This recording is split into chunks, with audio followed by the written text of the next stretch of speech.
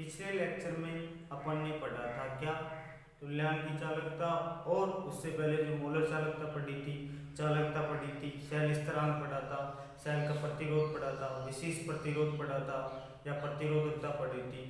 इन सब के ऊपर किस तरह से न्यूमेरिकल आते हैं वो आपको न्यूमेरिकल करवाए थे, 5 न्यूमेरिकल।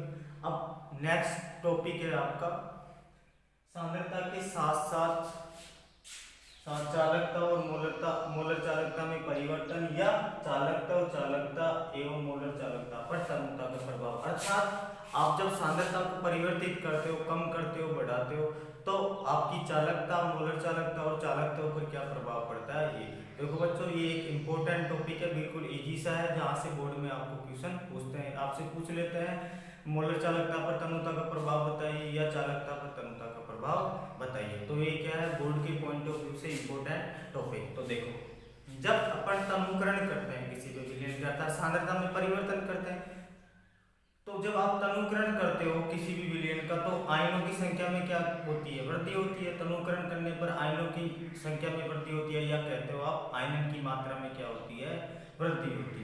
तो आयनन की मात्रा में वृद्धि होती है तो नंबर ऑफ आयन क्या होते हैं, बढ़ते हैं। नंबर ऑफ आयन बढ़ते हैं तो चालकता क्या होता है, बढ़ता है। लेकिन चालकता क्या होती है, घटती है। चालकता क्या होती है, घटती है, लेकिन चालकता क्या होता है, बढ़ता है। अब देखो कारण देखो, चालकता तो किसके ऊपर निर्भर करता है, नंबर ऑफ आयन के ऊपर, अर्थात कितने आयन मुक्त हो रहे हैं, अर्थात आयनन की मात्रा के ऊपर। जबकि चालकता किसके ऊपर निर्भर कर रही है, प्रति लीटर आयतन में उपस्थित आयनों की संख्या पर। जब आप विलयन को क्या कर रहे हो, तनु कर रहे हो, तो नंबर ऑफ आयन प्रति लीटर में क्या हो रहा है, कम कर रहा है। एक एग्जांपल की बात करूं, आपने 100 ग्राम कोई भी चीज किसमें मिलाई, 5 लीटर पानी में मिलाई, तो 100 ग्राम कितने में थी पहले, 5 लीटर में। अब आपने उसमें 5 लीटर पानी ऐड कर दिया, अर्थात 100 ग्राम अब कितने में होगी, 10 लीटर पानी में। तो पहले 5 लीटर पानी में 100 ग्राम था, अब कितना हो गया भाई, 10 लीटर पानी में 100 ग्राम। तो नंबर ऑफ आयन कम हो गए, नहीं पहले तो 5 में 100 थे, अब कितने हो गए, 10 में 100। तो अर्थात चालकता किसके ऊपर निर्भर करती है, प्रति लीटर आयतन में उपस्थित आयनों की संख्या पर निर्भर करती है। तो आप जैसे ही तनुता बढ़ाते हो या विलयन को तनु करते हो, तो आयनन की मात्रा तो बढ़ती है, लेकिन प्रति लीटर आयतन में उपस्थित आयनों की संख्या क्या होती है, घटती है, जिसके कारण चालकता का मान क्या होता है, घटता है। अब नेक्स्ट बात करते हैं अपन मोलर चालकता। मोलर चालकता क्या होती है, आयनन तनुता बढ़ाने पर क्या होती है, सांद्रता बढ़ाने पर क्या होती है, बढ़ती है। क्यों बढ़ती है, क्योंकि आयनन की मात्रा बढ़ती है। लेकिन मोलर चालकता का मान एक निश्चित सांद्रता तक क्या होता है, बढ़ता है, उसके बाद में क्या हो जाता है, स्थिर हो जाता है। और उस सांद्रता को क्या बोलते हैं, या उस मोलर चालकता को क्या बोलते हैं, अनंत तनुता पर मोलर चालकता, अर्थात उससे आगे क्या होगी, मोलर चालकता का मान नहीं बढ़ा। जहाँ पे इसको किससे लिखते हैं, लैम्डा नॉट अनंत से। उसके बाद में मैं आपको बताऊंगा प्रबल विद्युत अपघट्य और दुर्बल विद्युत अपघट्य पर क्या प्रभाव पड़ेगा। देखो, प्रबल विद्युत अपघट्य पहले से ही अपघटित होता है, तो तनुता बढ़ाने पर उसके मान में इतना क्या नहीं होता, परिवर्तन नहीं होता। लेकिन दुर्बल विद्युत अपघट्य में क्या होगा, आयनन की मात्रा बढ़ेगी तनुकरण बढ़ाने पर, तो आपका क्या होगा भाई, उसका वियोजन या उसकी चालकता क्या हो जाएगी, बढ़ जाएगी। तो अपन एक एक को लेकर सबसे पहले बात करते हैं चालकता पर। देखो क्या लिखोगे आप, तनुकरण करने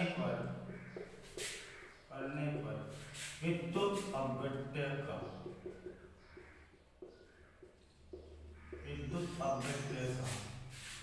आयनन होता है, विद्युत अपघट्य का आयनन बढ़ता है, आयनन या वियोजन बढ़ता है, जिससे विलयन में आयनों की संख्या में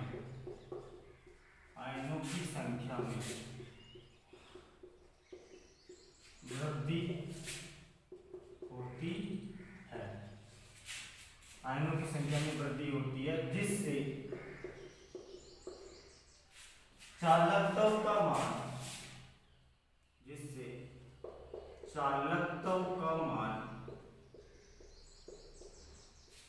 बढ़ता है, इससे चालकत्व का मान बढ़ता है, क्योंकि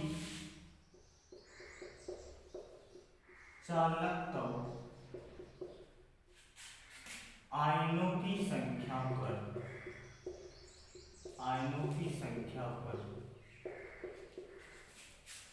निर्भर करता है।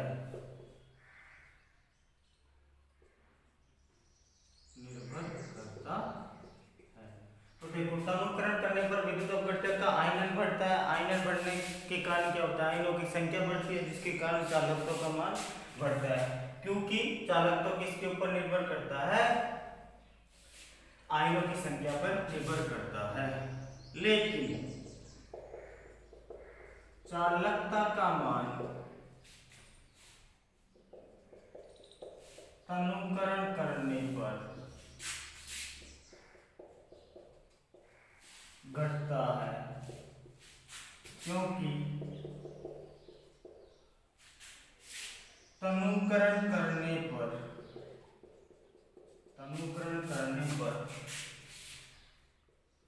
प्रति लीटर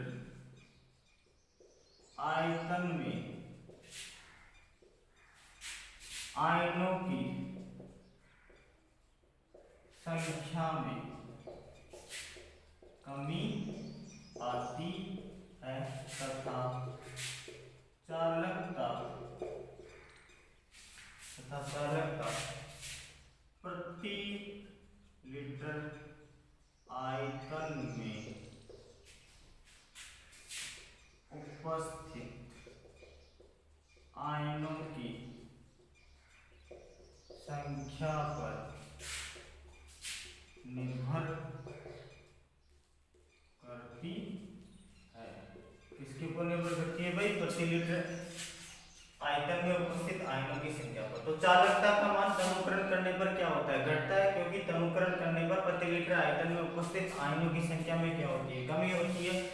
तथा चालकता किसके ऊपर निर्भर करती है भाई? प्रति लीटर आयतन में उपस्थित आयनों की संख्या पर। तो अपन ने दो बात पढ़ी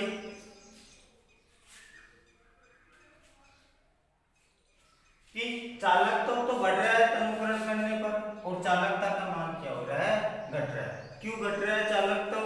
चालकता क्यों घट रही है और चालकत्व क्यों बढ़ रहा है? क्योंकि चालकत्व किसके ऊपर निर्भर करता है?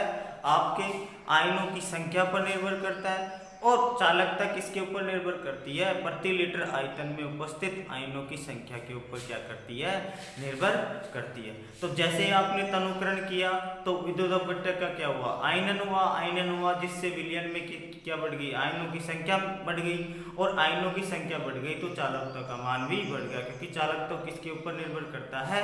आयनों की संख्या पर निर्भर करता है। लेकिन चालकता का मान तनुकरण करने पर घटता है, क्योंकि तनुकरण करने पर प्रति लीटर आयतन में आयनों की संख्या में क्या आती है? कमी आती है। तथा चालकता किसके ऊपर निर्भर करती है?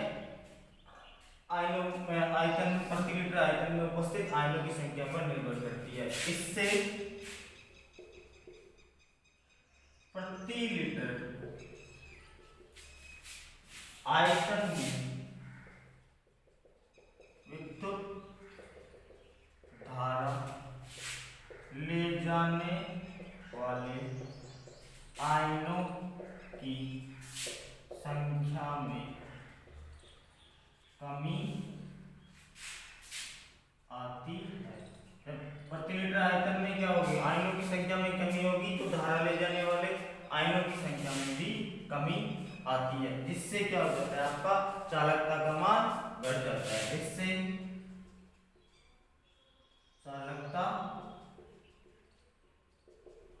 का मान घटता, इससे क्या हो जाता है भाई? आपकी चालकता का मान क्या हो जाता है? घट जाता है। तो चालकता तो बढ़ता है तनुकरण करने पर, लेकिन चालकता का मान क्या होता है? घटता है। तो एक बार दोबारा से देख लो, तनुकरण क्या होता है? तनुकरण होने पर क्या होता है और उससे क्या क्या प्रभाव पड़ता है? तो तनुकरण करोगे तो क्या होगा? विद्युत अपघट्टक का आयनन होगा, जिससे विलयन में क्या होगा? आयनों की संख्या में वृद्धि होगी, और आयनों की संख्या में वृद्धि होगी तो चालकत्व का मान बढ़ेगा, क्योंकि चालकत्व किसके ऊपर निर्भर करता है? केवल और केवल आयनों की संख्या के ऊपर। लेकिन चालकता का मान तनुकरण करने पर क्या होता है, घटता है, क्योंकि तनुकरण करने पर प्रति लीटर आयतन में आयनों की संख्या में क्या आती है, कमी आती है। और चालकता किसके ऊपर निर्भर करती है, प्रति लीटर आयतन में उपस्थित आयनों की संख्या पर निर्भर करती है। इससे प्रति लीटर आयतन में विद्युत धारा ले जाने वाले आयनों की संख्या में क्या आती है, कमी आती है, और आयनों की संख्या में कमी आती है तो चालकता का मान भी क्या हो जाता है, घट जाता है। तो आपसे एग्जाम में ये चालकता के बारे में पूछा हुआ है कि चालकता का मान तनुकरण करने पर या सांद्रता परिवर्तन के साथ क्या होता है, बढ़ता है या घटता है। तो चालकता का मान घटता है और चालकता का मान घटता है। सिंपल सा एग्जांपल देखो, आपने कोई विद्युत अपघट्य जैसे पहले 5 लीटर में ले रहे थे, अब वही विद्युत अपघट्य कितने में होगा, 10 लीटर में। तो पहले 5 लीटर में जितने आयन थे अब कितने में हो गए, 10 लीटर में। तो प्रति लीटर आयतन में आयनों की संख्या में क्या होगी, कमी होगी भाई। पहले आपने विलेन का आयतन 5 लीटर था, तो जैसे सिंपल एग्जांपल करें, मान लो 5 लीटर में यदि 5 आयन थे तो अब कितने हो गए, 10 लीटर में 5 आयन हो गए। तो पहले 1 लीटर के ऊपर 1 आयन आ रहा था, 2 पे कितना आ रहा है, 1 आयन। तो प्रति लीटर में आयनों की क्या हो गई, कमी हो गई। इसका से चालकता का मान क्या हो गया, घट गया।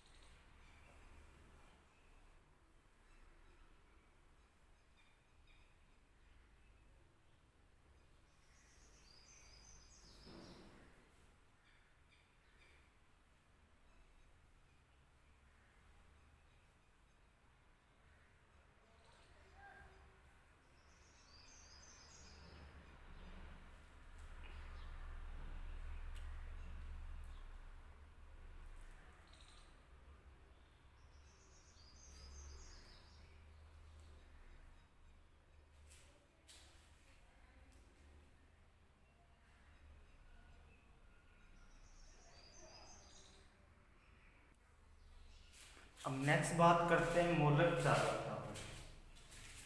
नेक्स्ट पॉइंट क्या हो गया,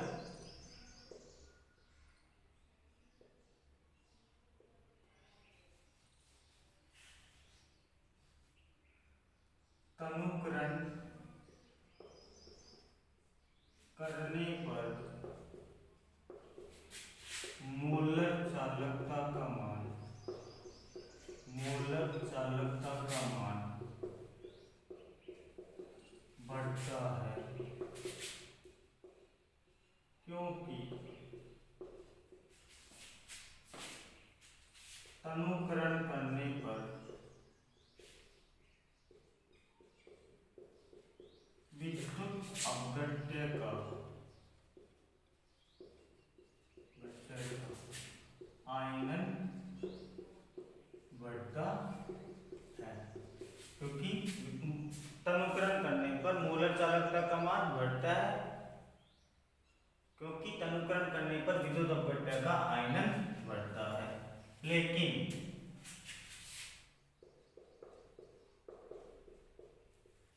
मोलर चालकता का मान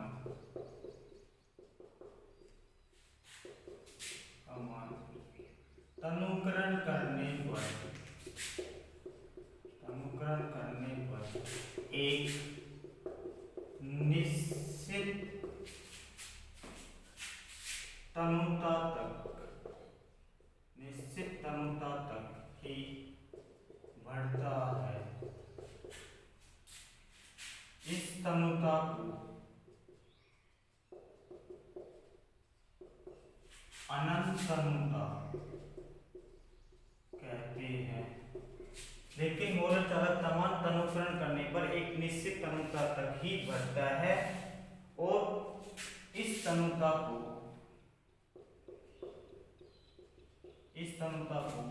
अनंत तनुता कहते हैं। और क्योंकि अनंत तनुता पर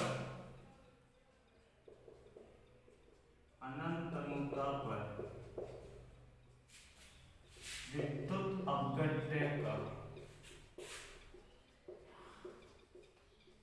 अपघट्य का पूर्ण आयनन हो जाता है।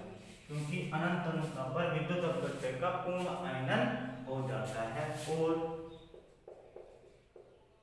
अनंत तनुता पर मोलर चालकता को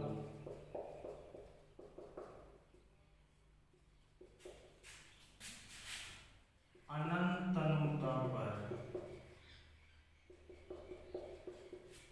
मोलर चालकता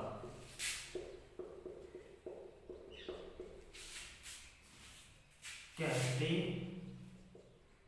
हैं तथा इसे लैम्डा एम इनफाइनाइट से प्रदर्शित करते हैं। देखो, तनुकरण करने पर मोलर चालकता का मान बढ़ता है क्योंकि आयनन का मान बढ़ता है, लेकिन मोलर चालकता का मान एक निश्चित तनुता तक ही बढ़ता है। उस तनुता से ऊपर इसका मान नहीं बढ़ता और इस तनुता को क्या कहते हैं भाई? अनंत तनुता कहते हैं। क्योंकि अनंत तनुता पर विद्युत अपघट्य का पूर्ण रूप से आयनन हो जाता है, उससे ज्यादा आयनन नहीं होता। और अनंत तनुता पर मोलर चालकता को क्या कहते हैं? अनंत तनुता पर मोलर चालकता। और इसको किससे लिखते हैं? लैम्डा एंड इनफाइनाइट से क्या करते हैं? नोट करते हैं, प्रदर्शित करते हैं। तो ये बात होगी किसकी? तनुकरण करने पर मोलर चालकता का मान, मोलर चालकता पर क्या प्रभाव पड़ता है। तो तनुकरण करने पर मोलर चालकता का मान क्या हो रहा है भाई?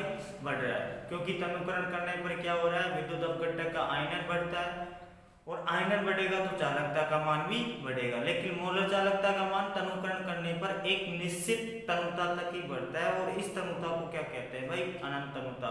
क्योंकि अनंत तनुता पर विद्युत अपघट्य का क्या हो जाता है? पूर्ण रूप से आयनन हो जाता है। और अनंत तनुता पर मोलर चालकता को क्या लिखते हैं? अनंत तनुता पर मोलर चालकता कहते हैं।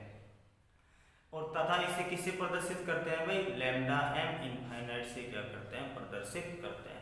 अब ये बात होगी, देखो चालकता का मान क्या हो रहा है? घट रहा है, बढ़ रहा है। चालकता का मान क्या हो रहा है? बढ़ रहा है। और मोलर चालकता का मान भी बढ़ रहा है। तो यहाँ पे मैं बॉक्स बना देता हूँ। किसका बढ़ता है?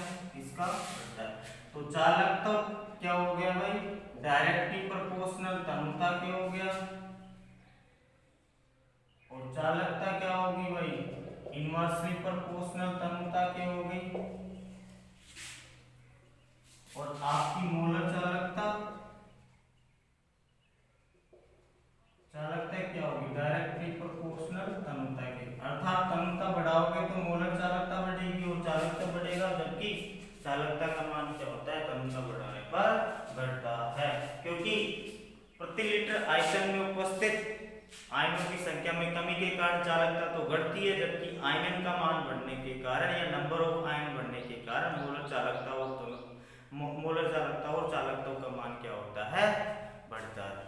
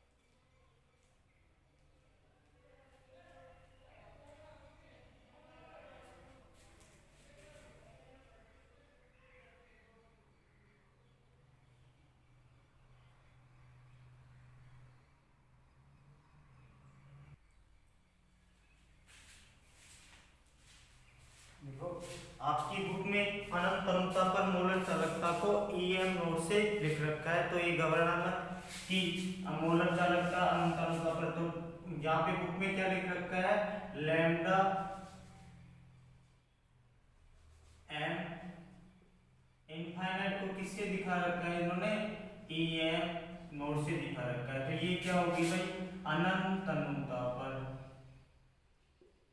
अनंत अनुता पर मोलर चालकता, अनंत अनुता पर मोलर चालकता। तो अनंत अनुता पर मोलर चालकता को आपकी बुक में किससे दिखा रखा है, EM नोट से। तो आप कोई भी सिंबल ले सकते हो, लैम्डा में अनंत भी ले सकते हो और EM, तो इसमें कंफ्यूज होने की कोई जरूरत नहीं। अपन बात करते हैं, देखो 3 के ऊपर बात कर ली, चालकता के ऊपर, चालकता के ऊपर और मोलर चालकता के ऊपर। अब देखते हैं प्रबल विद्युत अपघट्य की मोलर चालकता क्या होती है, दुर्बल विद्युत अपघट्य की मोलर चालकता पर क्या प्रभाव पड़ता है। प्रबल विद्युत अपघट्यों की मोलर चालकता का मान तनुकरण करने पर बढ़ता है, लेकिन वृद्धि इतनी अधिक नहीं होती, परंतु या लेकिन वृद्धि कम होती है, क्योंकि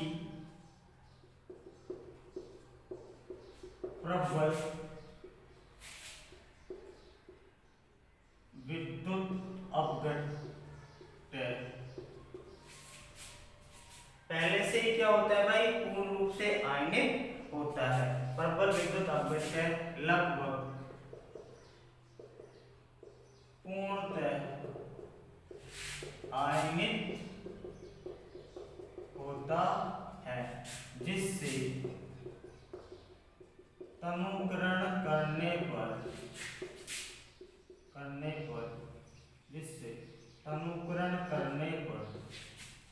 आयनों की संख्या में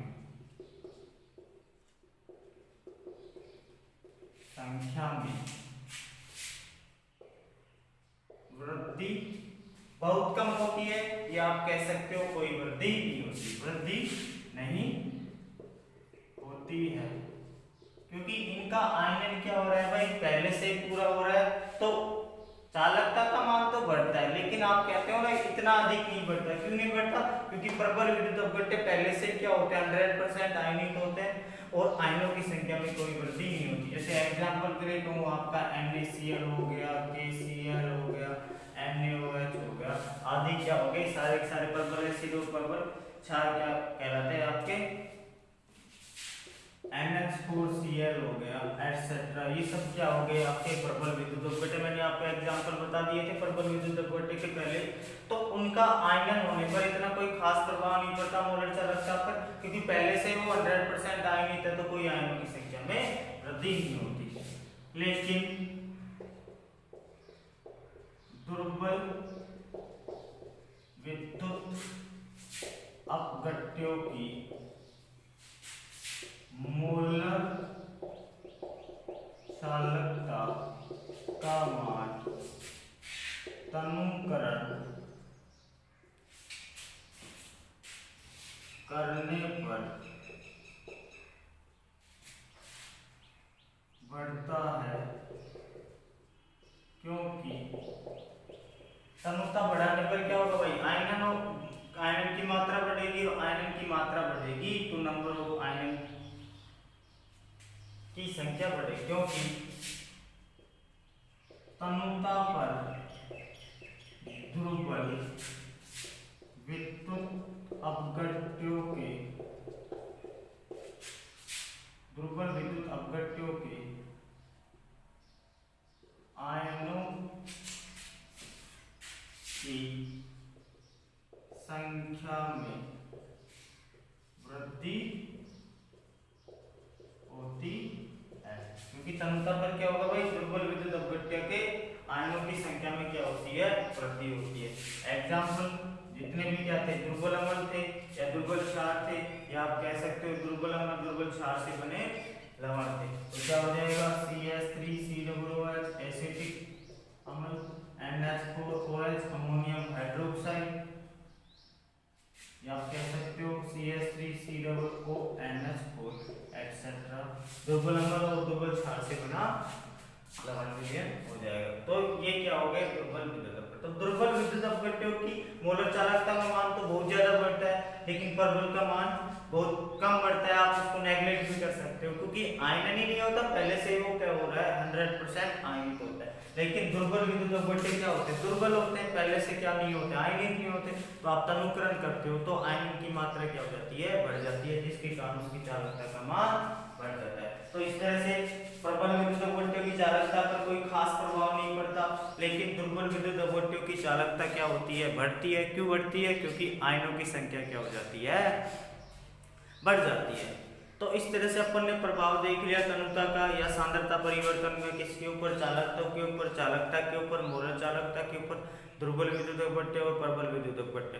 तो केवल और केवल चालकता का मान क्या हो रहा है, तनुता बढ़ाने पर घट रहा है। क्यों घट रहा है, नंबर ऑफ आयन पर लीटर में क्या हो रहे हैं, कम हो रहे हैं। बाकी का सभी का मान बढ़ रहा है, क्योंकि आयनन की मात्रा बढ़ने पर इन सब का मान क्या होता है, बढ़ता है। तो ये प्रभाव था, यहाँ से आपसे एग्जाम में पूछ लेते हैं कि सांद्रता परिवर्तन का क्या प्रभाव है, या आप कह सकते हो तनुता का क्या प्रभाव पड़ता है।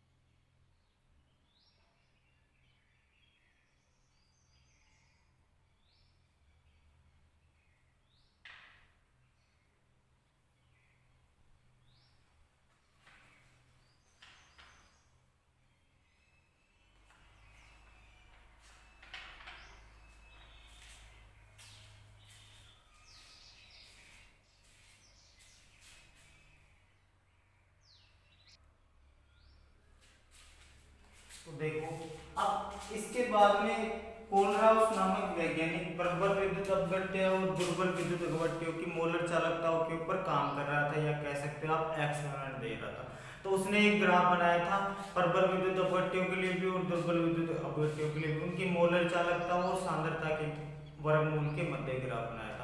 और उस ग्राफ के आधार पर एक समीकरण दिया था, और फिर अपना एक नियम दिया था कि प्रबल का तो पूर्ण रूप से आयनन हो जाता है, तो उसका तो कोई फर्क नहीं होता, लेकिन दुर्बल के लिए उसने एक नियम दिया था, जिसको क्या कहते हैं, कोलराउस का नियम। तो सबसे पहले अपन देखते हैं वो ग्राफ क्या था। तो हेडिंग में जो भी पढ़ा रहा हूँ ग्राफ, वो नियम तो नहीं है, नियम तो बाद में लिखेंगे अपन। तो पहले क्या है, कोलराउस का प्रयोग, या कह सकते हो आप कोलराउस का नियम, कोलराउस का नियम, या आप कह सकते हो कोलराउस का प्रयोग है ये। तो ये क्या है, एग्जाम के पॉइंट ऑफ व्यू से वेरी वेरी इंपॉर्टेंट, जहां से हर साल एक क्वेश्चन आता है। तो कोलराउस का नियम क्या है, बहुत ज्यादा इंपॉर्टेंट है एग्जाम के पॉइंट ऑफ व्यू से, इसको अच्छे से समझना। इसके ऊपर नियम भी पूछ सकते हैं आपसे, इसकी एप्लीकेशन मतलब इसके अनुप्रयोग भी पूछ सकते हैं, और इसके ऊपर न्यूमेरिकल भी पूछ सकते हैं। तो बहुत इजी सा न्यूमेरिकल होता है, इसकी एप्लीकेशन पूछ रहे थे, कोलराउस का नियम लिखिए, इसका कोई एक अनुप्रयोग लिखिए या कोई दो अनुप्रयोग लिखिए। तो आपको कौन कौन से अनुप्रयोग है वो भी पढ़ाएंगे, और उसके बाद में न्यूमेरिकल कैसे करते हैं वो भी। तो इस नियम को थोड़ा सा अच्छे से समझना, 100% गारंटी है कि यहाँ से क्वेश्चन आए ही आएगा, और कहीं पे आए नहीं आए, यहाँ से क्वेश्चन पक्का आएगा। तो कोलराउस क्या कर रहा था भाई, विभिन्न प्रबल और दुर्बल विद्युत अपघट्यों के मोलर चालकता और उनकी सांद्रता के वर्गमूल के मध्य ग्राफ खींच रहा था, उसके ऊपर अध्ययन कर रहा था लैब में। तो उसने ग्राफ कैसा प्राप्त किया, वो ग्राफ बनाते हैं। उसके बाद में अपन देखेंगे उसने क्या समीकरण दी थी, फिर इसका नियम पढ़ेंगे। वो ग्राफ से क्या निष्कर्ष निकाला था, इसमें किसको तो प्रबल कहा और किसको क्या कहा, दुर्बल कहा, और आयनन की मात्रा कैसे निकाली, ये चीजें अपन ग्राफ के बाद में पढ़ेंगे। तो सबसे पहले क्या कहा कोलराउस ने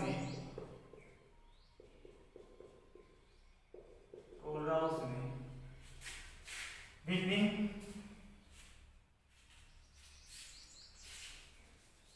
ऐसे देखो प्रबल एवं दुर्बल विद्युत अपघट्यों के लिए कोलराउस ने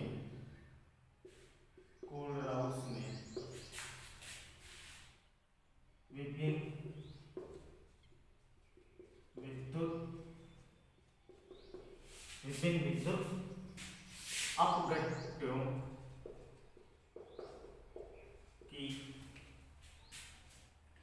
मोलर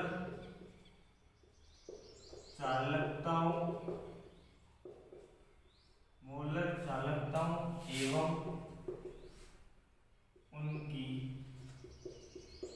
सांद्रता के वर्गमूल के उनकी विद्युत अपघट्यों की मोलर चालकताओं एवं उनकी सांद्रता के वर्गमूल के मध्य ग्राफ खींचा। क्या किस किस के मध्य खींचा भाई, मोलर चालकताओं और उनकी सांद्रताओं के वर्गमूल के मध्य क्या खींचा, ग्राफ खींचा। तो देखो ग्राफ कैसा प्राप्त हुआ, एक तरफ तो उसने क्या लिया भाई सांद्रता का वर्गमूल √c, और एक तरफ क्या लिया उन्होंने सबकी मोलर चालकता है। इधर क्या ले लिया उसने, तो उसने देखा कि प्रबल विद्युत अपघट्यों का ग्राफ तो कैसा आ रहा था, स्ट्रेट लाइन, और दुर्बल का कैसा आ रहा था। तो प्रबल विद्युत अपघट्यों का तो ग्राफ कैसा आ रहा था भाई, कुछ इस तरह से आ रहा था,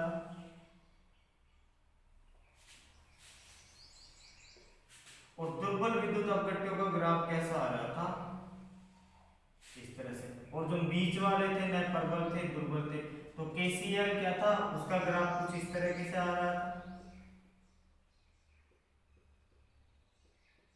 और AgNO3 का क्या आ रहा था, नीचे वाला, जो क्या है KCl से थोड़ा सा कम प्रबल है।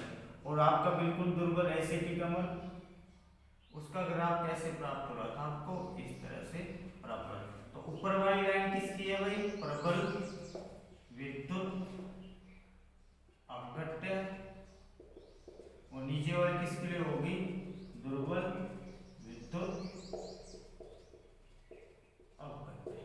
देखो जब वो क्या कर रहा था, उनकी मोलर चालकता और सांद्रता के वर्गमूल के क्या बीच क्या खींच रहा था, ग्राफ खींच रहा था, तो उसने प्राप्त किया कि जो आपके प्रबल विद्युत अपघट्य थे उनकी तो क्या प्राप्त हुई थी, सीधी रेखा, मतलब रेखीय ग्राफ प्राप्त हो रहा था, जबकि दुर्बल विद्युत अपघट्य थे उनकी रेखा कैसे प्राप्त हो रही थी, अरेखीय रेखा प्राप्त हो रही थी। इसके आधार पर देखो उन्होंने ग्राफ से निष्कर्ष निकाला कि वे विद्युत अपघट्य जिनकी सांद्रता के वर्गमूल और मोलर चालकता के मध्य ग्राफ कैसा प्राप्त होता है, रेखीय प्राप्त होता है, वो क्या कहलाते हैं, प्रबल विद्युत अपघट्य, जिनका ग्राफ अरेखीय प्राप्त होता है वो क्या कहलाता है, दुर्बल विद्युत अपघट्य। तो इस तरह से देखो इस ग्राफ से आधार पर और भी उसमें निष्कर्ष निकाले। मैं थोड़ा सा इसको साइड में बना रहा हूँ अलग अलग, प्रबल के लिए और दुर्बल के लिए समझने के लिए। देखो ये ग्राफ तो किसका है भाई, दुर्बल का है, इस तरह से √c और λm, और ये क्या है भाई λm और √c प्रबल के लिए। प्रबल के लिए ऐसा ग्राफ प्राप्त हो रहा है और दुर्बल के लिए क्या प्राप्त हो रहा है, इस तरीके से प्राप्त हो रहा है, कुछ इस तरीके से प्राप्त हो रहा है। तो देखो ये KCl का है, ये ग्राफ किसका है आपका CH3COOH का, ठीक है, ये दुर्बल का है, ये प्रबल का है। तो जैसे ही आप क्या करते हो, इस ग्राफ की रेखा को आगे तक बढ़ाते हो, तो ये नीचे सांद्रता वाली लाइन में कट हो जाएगा, लेकिन ये क्या चलता रहेगा, सीधा चलता रहेगा, कभी भी इस सांद्रता वाली लाइन में क्या होगा, मिक्स नहीं होगा। तो यहाँ से आप कह सकते हो कि प्रबल विद्युत अपघट्य के ग्राफ को बढ़ाने पर वो क्या प्राप्त हो जाते हैं, शून्य सांद्रता तक। अरे यहाँ पे सांद्रता क्या होगी, नीचे शून्य सांद्रता, या कह सकते हो आप सांद्रता बहिर्वेशन प्राप्त हो जाएगा। अर्थात जहां पे जो सांद्रता प्राप्त हो रही है आपको इस लाइन के कट करने पर जो सांद्रता प्राप्त हो रही है वो अनंत अनुता पर मोलर चालकता या मोलर चालकता के बराबर, अर्थात शून्य बहिर्वेशन सांद्रता, शून्य सांद्रता पर आपको जो चालकता प्राप्त हो रही है वो किसके बराबर होगी, मोलर अनंत अनुता पर मोलर चालकता के बराबर। जबकि ये ग्राफ क्या नहीं होते, शून्य सांद्रता तक बहिर्वेशित नहीं होते। भाई ये लाइन ऐसे सीधे इसके पैरेलल चलती रहेगी, लेकिन इस ग्राफ की लाइन क्या हो जाएगी, नीचे। तो ये पॉइंट मैं बाद में लिखा हुआ, यहाँ पे मैंने आपको थोड़ा सा बता दिया। तो उसने जब ग्राफ देखा तो क्या प्राप्त हुआ, प्रबल के लिए तो कैसा प्राप्त हो रहा था, एक रेखीय ग्राफ, और दुर्बल के लिए कैसा प्राप्त हो रहा था, अरेखीय ग्राफ प्राप्त हो रहा था। तो इस तरह से उसने क्या किया, बहुत सारे विद्युत अपघट्य के ऊपर काम कर रहा था, और काम करने के बाद में उसने क्या बनाया, एक ग्राफ बनाया उनके मोलर चालकता और सांद्रता के वर्गमूल के मध्य, और अपना एक समीकरण दिया था, वो इस ग्राफ को नोट करो, उसके बाद में अपन समीकरण लिखते हैं।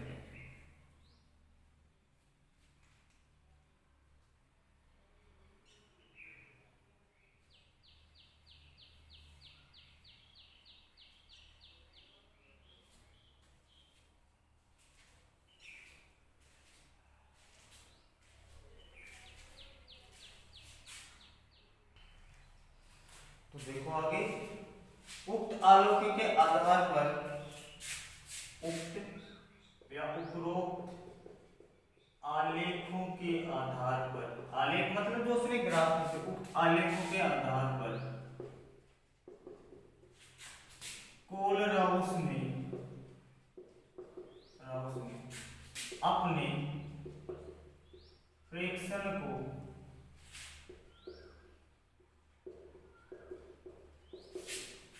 निम्न सूत्र से दिया। उक्त आलेखों के आधार पर कोलराउस ने अपने प्रेक्षण को क्या दिया भाई, निम्न सूत्र से दिया। अर्थात क्या का सूत्र, क्या, लैम्डा सी बराबर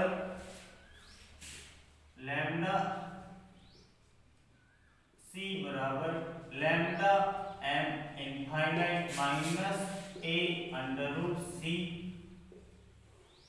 या आप कह सकते हो आपकी बुक के हिसाब से लैम्डा एम बराबर ई एम नोट माइनस ए सी की पावर हाफ। अंडर रूट हटाओगे तो क्या हो जाएगा, हाफ हो जाएगा। दोनों ही क्या है, एक ही बात है। तो यहाँ पे देखो लैम्डा सी बराबर lambda M infinite minus A under root सी, या आप कह सकते हो लैम्डा एम बराबर ई एम नोट माइनस ए सी की पावर हाफ, या अंडर रूट सी कह सकते हो। यहाँ पे लैम्डा एम क्या है, सी सांद्रता या एम मोलरता पर मोलर चालकता, ई एम नोट या आपका लैम्डा एम नोट अनंत क्या है, अनंत अनुता पर मोलर चालकता, ए क्या है यहाँ पे स्थिरांक, और सी क्या है यहाँ पे सांद्रता। तो सी क्या आ गई यहाँ पे सांद्रता, ए क्या है ये स्थिरांक, लैम्डा एम कहो या आप कहो लैम्डा सी कहो, ये क्या है भाई, सी सांद्रता पर मोलर चालकता, सी सांद्रता पर मोलर चालकता। आपका क्या बच गया, ई एम अनंत नोट या आपका लैम्डा एम इनफाइनाइट, या कह सकते हो लैम्डा सी इनफाइनाइट, ये क्या हो जाएगी अनंत तनुता पर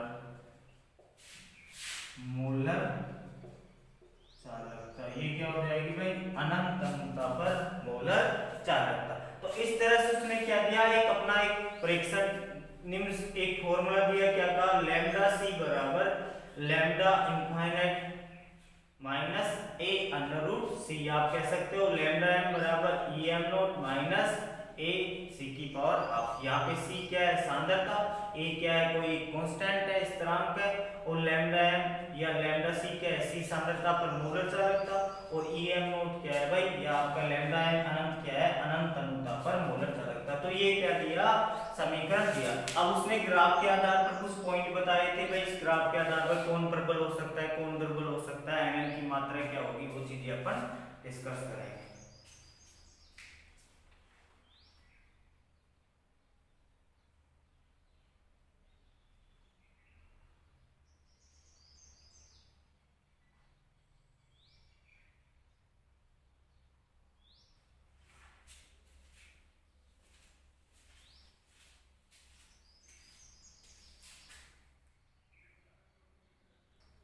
तो देखो ग्राफ से उन्होंने निष्कर्ष क्या क्या दिए भाई, एक तो आपको बिल्कुल सीधी रेखा प्राप्त हो रही थी, रेखीय ग्राफ प्राप्त हो रहे थे, दूसरा क्या प्राप्त हो रहा था आपका अरेखीय ग्राफ। तो आप कह सकते हो कि वे विद्युत अपघट्य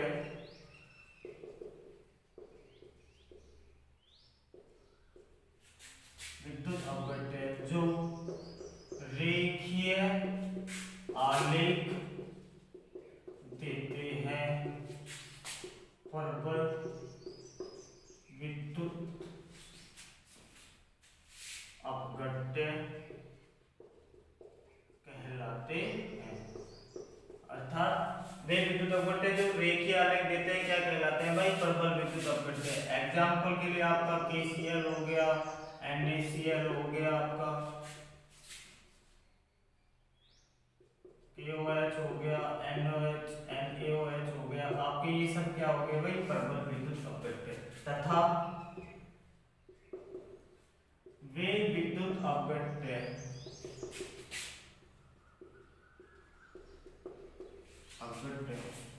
जिनका ग्राफ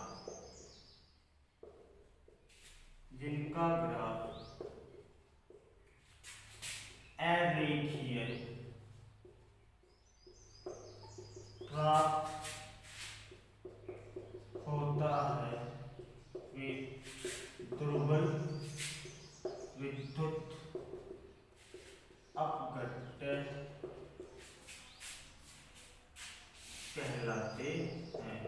ये क्या कहलाते हैं भाई, दुर्बल विद्युत अपघट्य कहलाते हैं। जैसे एग्जांपल के लिए वही CH3COOH आपका हो गया, NH4OH, तो ये क्या हो गए भाई आपके दुर्बल विद्युत अपघट्य। तो जो ग्राफ क्या दे रहे थे, रेखीय ग्राफ दे रहे थे, वो क्या थे, प्रबल विद्युत अपघट्य, और जो अरेखीय ग्राफ दे रहे थे वो क्या थे, दुर्बल विद्युत अपघट्य। उसके बाद में उन्होंने बताया क्या, सेकंड आयनन की मात्रा। ग्राफ के आधार पर क्या बताया उन्होंने, आयनन की मात्रा अर्थात अल्फा का मान, आयनन की मात्रा अल्फा का मान क्या बताया भाई, लैम्डा m बटे लैम्डा m इनफाइनाइट। अर्थात किसी दी गई तनुता पर मोलर चालकता और अनंत तनुता पर मोलर चालकता का अनुपात क्या बताया उन्होंने, आयन की मात्रा कैसे निकालते हैं, दी गई तनुता पर मोलर चालकता अपॉन अनंत तनुता पर मोलर चालकता का अनुपात ही क्या कहलाता है, आयनन की मात्रा। तो वे विद्युत अपघट्य जो रेखीय ग्राफ दे रहे थे क्या कहलाए भाई, प्रबल विद्युत अपघट्य, तथा जो रेखीय ग्राफ नहीं दे रहे थे, आप ग्राफ कैसा प्राप्त हो रहा था, अरेखीय, तो वो क्या कहलाए, दुर्बल विद्युत अपघट्य। जैसे एग्जांपल होगा एसिटिक अम्ल हो गया, अमोनियम हाइड्रोक्साइड हो गया, या इन दोनों से बना हुआ कोई लवण हो गया। आयनन की मात्रा के बारे में क्या बताया उन्होंने, किसी दी गई तनुता पर मोलर चालकता और अनंत तनुता पर मोलर चालकता का अनुपात ही क्या कहलाता है, आयनन की मात्रा। तो ये क्या हो जाएगा, अल्फा बराबर लैम्डा m बटे लैम्डा m इनफाइनाइट, या आप कह सकते हो Em नॉट के अनुपात के बराबर। ये क्या होगी, आयनन की मात्रा होगी।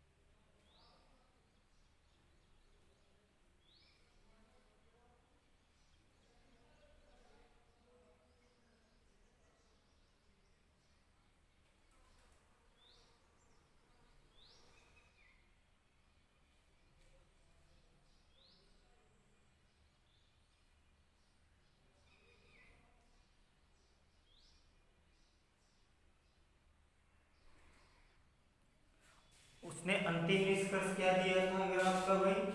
तीसरा। तो बता दी, आयनन की मात्रा बता दी, प्रबल क्या था, दुर्बल क्या था, उसका भी ग्राफ के आधार पर निर्धारित कर दिया। उसके बाद में उन्होंने एक पॉइंट और बताया कि आपके प्रबल विद्युत अपघट्यों का ग्राफ कैसा प्राप्त हो रहा था भाई? रेखीय प्राप्त हो रहा था।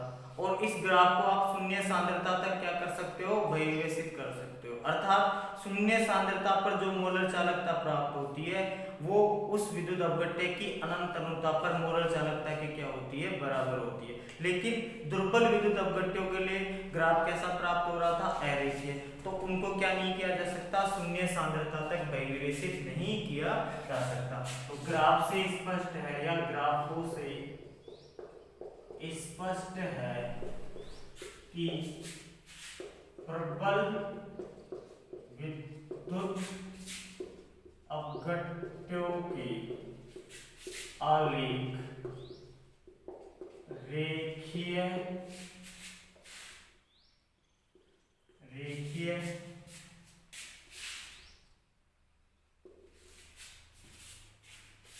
प्राप्त होते हैं जिन्हें शून्य सांद्रता तक बहिर्वेशित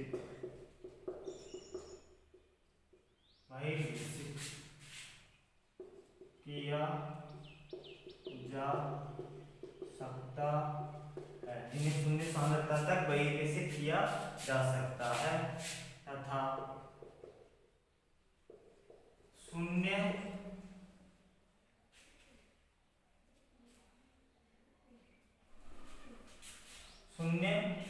सांद्रता पर प्राप्त मोलर चालकता का मान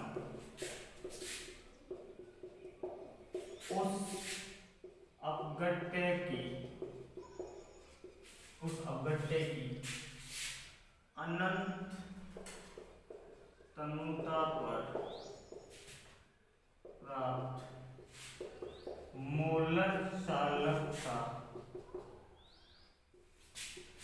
के मान के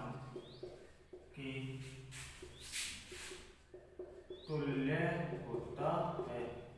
मोलर चालकता अनंत अनुता पर अर्थात शून्य सांद्रता पर प्राप्त मोलर चालकता का मान उस अपघट्य की अनंत अनुता पर प्राप्त मोलर चालकता के मान के तुल्य होता है। अर्थात शून्य सांद्रता पर जो मोलर चालकता प्राप्त होती है वो किसके बराबर होती है? लैम्डा एम इनफाइनाइट या आप कह सकते हो एम नॉट के बराबर होती है। लेकिन दुर्बल विद्युत अपघट्यों के आलेख अरेखीय होने के कारण इन्हें शून्य सांद्रता तक बहिर्वेशित नहीं किया जा सकता है। इन्हें क्या अरेखीय होने के कारण शून्य सांद्रता तक बहिर्वेशित नहीं किया जा सकता है। देखो ये बहिर्वेशन क्या होता है एक बार मैं फिर से बता रहा हूँ।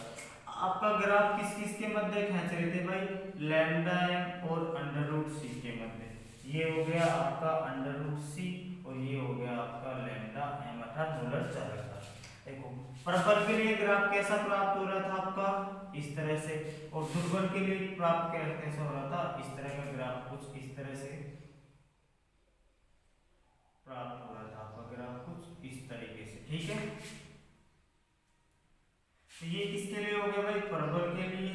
और ये किसके हो गया आपका? दुर्बल के लिए। देखो जब आप इस ग्राफ को आगे बढ़ाते हो इस तरह से तो ए इस रेखा पे कट कर जाता है, लेकिन इस ग्राफ को आप कंटिन्यू आगे बढ़ाओगे तो कहीं पे सांद्रता के साथ कट होगा क्या?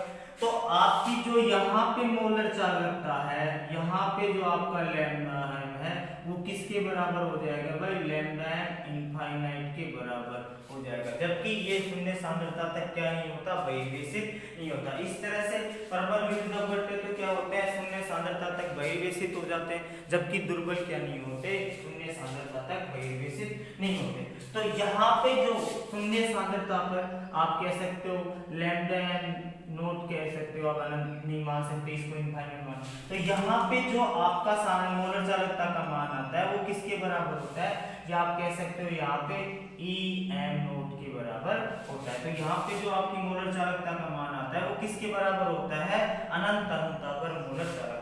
तो प्रबल विद्युत अपघट्य के ग्राफ को आप नीचे की तरफ लेके जाओगे तो सांद्रता वाली लाइन को क्रॉस करेगा, और क्रॉस करेगा तो वहां पे क्या होगी, जो मोलर चालकता होगी वो किसके तुल्य हो जाएगी, लैम्डा एम अनंत के बराबर, अर्थात अनंत अनुता पर मोलर चालकता के बराबर। जबकि आप देख रहे हो दुर्बल के लिए ग्राफ देख रहे हो, ग्राफ क्या होगा, इसको आगे बढ़ाते जाओ तो ये क्या होगा, कंटिन्यू चलता जाएगा, लेकिन कभी भी क्या नहीं क्रॉस करेगा, सांद्रता वाली लाइन को क्या नहीं करेगा, क्रॉस नहीं करेगा। तो प्रबल विद्युत अपघट्यों का तो शून्य सांद्रता तक बहिर्वेशन किया जा सकता है, और जबकि दुर्बल विद्युत अपघट्यों का शून्य सांद्रता तक बहिर्वेशन नहीं किया जा सकता। तो ये क्या थे, कोलराउस नियम में ग्राफ खींचे थे किसके मध्य, मोलर चालकताओं के मध्य और उनकी सांद्रता के वर्गमूल के मध्य, और अपना एक समीकरण दिया था लैम्डा सी बराबर lambda M infinite minus A under root सी, और उस ग्राफ के आधार पर क्या दिया था, ये तीन निष्कर्ष दिए थे कि प्रबल के लिए तो ग्राफ कौन से थे, रेखीय थे, वो प्रबल कहलाए, जिसका ग्राफ अरेखीय प्राप्त हो रहा था वो क्या था, दुर्बल कहलाए। और क्या बताया उसमें सेकंड नेक्स्ट निष्कर्ष, आयनन की मात्रा क्या थी, किसी तनुता पर मोलर चालकता का मान अनुपात क्या था, अनंत अनुता पर मोलर चालकता का मान। तो दोनों का अनुपात ही क्या कहलाया था, आयनन की मात्रा। और नेक्स्ट दिया था कि प्रबल विद्युत अपघट्यों को तो शून्य सांद्रता तक क्या किया जा सकता है, बहिर्वेशित किया जा सकता है, और शून्य सांद्रता पर जो आपकी मोलर चालकता प्राप्त होगी वो अनंत अनुता पर प्राप्त मोलर चालकता के बराबर होगी। जबकि दुर्बल विद्युत अपघट्यों में ग्राफ अरेखीय होने के कारण शून्य सांद्रता तक बहिर्वेशित नहीं किया जा सकता। तो उसने अपने ग्राफ खींचे थे, वो ग्राफ के आधार पर क्या दिया था, निष्कर्ष दिया था। ये तो क्या था, वो काम कर रहा था लैब में। उसके बाद में उसने दुर्बल विद्युत अपघट्यों के लिए अपना एक नियम दिया था, जिसे कहते हैं कोलराउस का नियम, जो एग्जाम में पूछ सकते हैं। कुल मिला के कोलराउस का नियम अब चलेगा, उसके बाद में पढ़ेंगे अपन इसकी एप्लीकेशन। तो अब स्टार्ट करते हैं कोलराउस का नियम।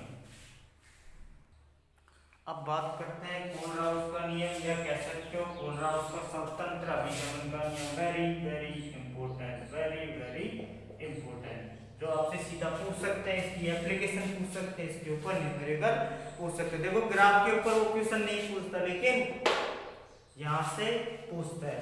तो ये क्या हो गया, बहुत ज्यादा इंपॉर्टेंट, वेरी वेरी इंपॉर्टेंट। देखो कोलराउस ने अपना नियम क्या दिया था, इस नियम के अनुसार अनंत अनुता पर किसी विद्युत अपघट्य की मोलर चालकता का मान उसके धनायन और ऋणायन की मोलर आयनिक चालकताओं के योग के बराबर होता है। अर्थात किसी भी विद्युत अपघट्य की मोलर चालकता अनंत अनुता पर किसके बराबर होगी, उसका जो धनायन है और उसका जो ऋणायन है उनकी मोलर आयनिक चालकताओं के योग के बराबर होगी।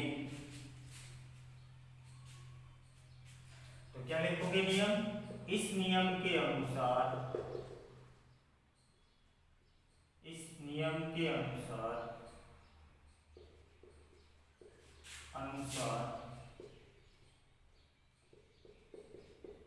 अनंत तनुता पर किसी विद्युत अपघट्य की,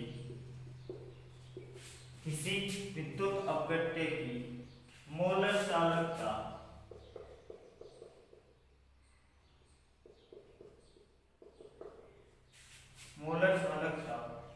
उस विद्युत अपघट्य के धनायन तथा धनायन और ऋणायन की मोलर आयनिक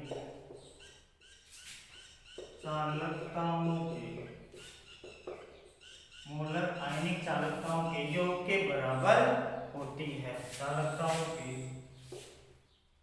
योग के बराबर होती है। तो क्या नियम दिया था? इस नियम अनुसार अनंत अनुता पर किसी विद्युत अपव्यय की मोलर चालकता उस विद्युत अपव्यय के धनायन और ऋणायन की मोलर आयनिक चालकताओं के योग के बराबर होती है। अर्थात लैम्डा एम इनफाइनाइट क्या हो जाएगी? लैम्डा प्लस इनफाइनाइट और lambda minus infinite. Lambda M infinite क्या हो जाएगी भाई? लैम्डा प्लस इनफाइनाइट और लैम्डा माइनस इनफाइनाइट। आप तो क्या कह सकते हो? Lambda M infinite lambda C से क्या हो जाएगा? कैटायन और लैम्डा ए से क्या हो जाएगा? एनायन। अर्थात धनायन और ऋणायन की मोलर आण्विक चालकताओं के योग के बराबर हो जाएगी। लेकिन देखो यहाँ तो धनायन और ऋणायन की संख्या एक एक है। यदि एक से अधिक धनायन हो, एक से अधिक क्या हो? ऋणायन हो। यदि एक से अधिक धनायन हो, धनायन व ऋणायन हो तो कोलराउस का नियम। यदि धनायनों और ऋणायनों की संख्या क्या हो गई? एक से अधिक हो तो कोलराउस का नियम क्या हो जाएगा? तो देखो क्या हो जाएगा भाई? Lambda M infinite N C lambda C infinite plus N A lambda M, तो लैम्डा ए इनफाइनाइट हो जाएगा। Lambda C infinite N C lambda C infinite और N A lambda A infinite. N A और N B क्या है? धनायनों और ऋणायनों की संख्या। या आपकी बुक में इसको लिख रखा है बी प्लस या बी माइनस, तो इससे क्या हो जाएगा? वही बात है। या आप इसको लिख सकते हो लैम्डा एम इनफाइनाइट बराबर क्या हो जाएगा? Mu plus lambda plus infinite plus mu minus lambda minus infinite. ये क्या हो जाएगा भाई?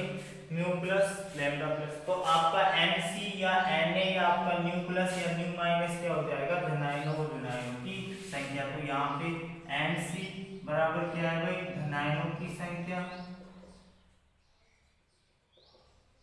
और एन ए क्या है यहाँ पे? ऋणायनों की संख्या। या आप कह सकते हो न्यू प्लस भी क्या है यहाँ पे? धनायनों की संख्या और न्यू माइनस क्या है यहाँ पे? ऋणायनों की। यदि एक से अधिक धनायन ऋणायन है तो धनायन की आयनिक चालकता लेते हैं, धनायनों से मल्टीप्लाई कर दो, ऋणायन की इतनी अपनी मल्टीप्लाई कर दो। तो इस तरह से उसने क्या दिया था भाई? अपना एक नियम दिया था। सी क्या है यहाँ पे? धनायन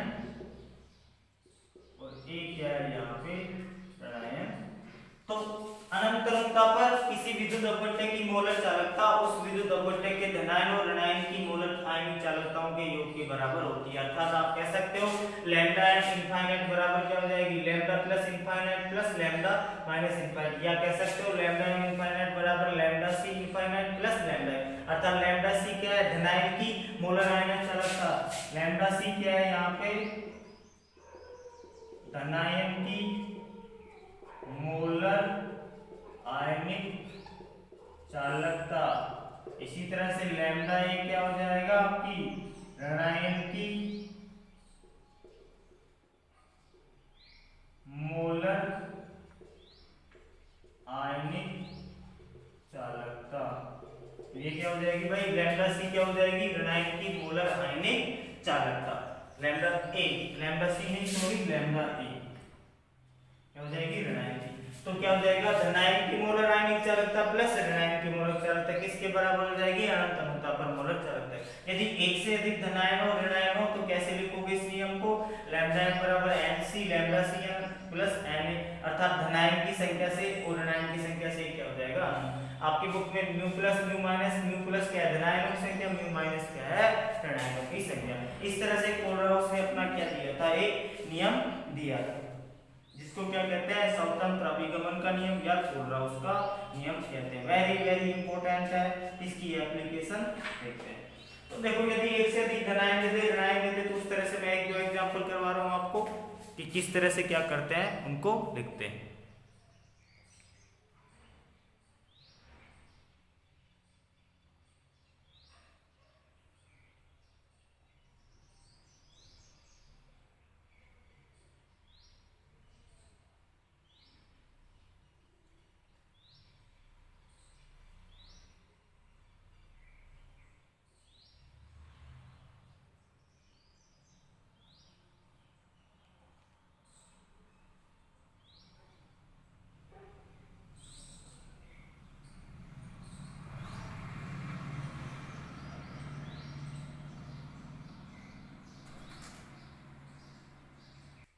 तो देखो मैं आपको एग्जांपल कराता हूँ कुछ जिसमें एक से अधिक धनायन और एक से अधिक ऋणायन। तो सिंपली बात करें, जैसे आपको लिखना हो लैम्डा, एग्जांपल की बात करें बस लैम्डा इनफाइनाइट NaCl की लिखनी हो तो Na में तो क्या होगा, NaCl में एक ही धनायन है एक ही ऋणायन, तो इसको कैसे लिख दोगे, lambda infinite Na plus lambda infinite Cl minus, तो इसमें तो ये हो गया। लेकिन आपको लिखनी हो लैम्डा इनफाइनाइट AlCl3 तो AlCl3 में कितने धनायन है भाई, एक धनायन है, लेकिन ऋणायन कितने हैं, 3 है। तो आप क्या लिखोगे, lambda infinite Al+3 plus 3 into lambda infinite Cl minus. तो यहाँ पे देखो 3 से मल्टीप्लाई हो जाएगा क्योंकि एनायन क्या है, यहाँ पे 3 है, तो जितने एनायन उतने हो।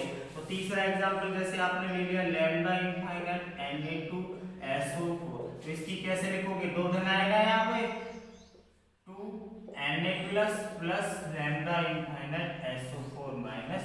तो इस तरह से क्या लिख दोगे, जितने धनायन है उसको धनायन से मल्टीप्लाई कर दो, जितने ऋणायन है उसको क्या कर दो, ऋणायन से मल्टीप्लाई कर दो। तो इस तरह से क्या लिखा जा सकता है, कोलराउस का नियम लिखा जा सकता है। तो कोलराउस का नियम क्या है, इंपॉर्टेंट है, इस क्लास को मिस मत करना और अगले वाली क्लास को भी मिस मत करना। तो कोलराउस का नियम क्या कहा था उसमें, अनंत अनंतता पर मोलर चालकता का मान उस विद्युत अपघट्य के धनायन और ऋणायन की मोलर चालकताओं के मोलर आयनिक चालकताओं के योग के बराबर होती है। अर्थात अनंत अनंतता पर जो मोलर चालकता है वो धनायन में ऋणायन की मोलर चालकताओं के योग के बराबर होगी। यदि एक से अधिक धनायन है और ऋणायन है तो मैंने एग्जांपल करके बता दिया, जितने ऋणायन है उससे मल्टीप्लाई हो जाएगा, जितने धनायन है उससे मल्टीप्लाई हो जाएगा।